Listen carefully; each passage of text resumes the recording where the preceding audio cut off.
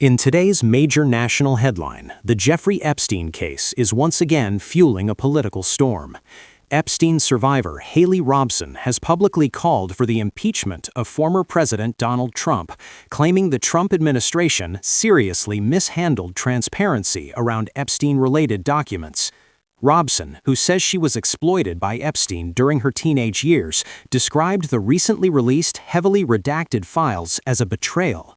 A former Trump supporter herself, Robson now says survivors who have waited years for truth and accountability are still being left with incomplete and unclear answers.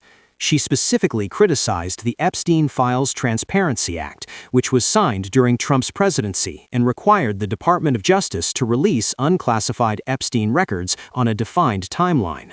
However, when the documents were made public, extensive redactions and missing details raised new questions.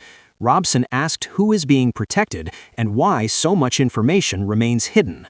Robson also argued that if individuals named in the files have nothing to hide, there should be no reason to conceal key details. She called for the resignation of officials she believes were involved in limiting transparency, saying repeated failures to deliver justice re-traumatize survivors when promised accountability is not fulfilled. Robson's statements have intensified public debates surrounding the Epstein case, high-level accountability, and survivors' ongoing demands for truth and closure.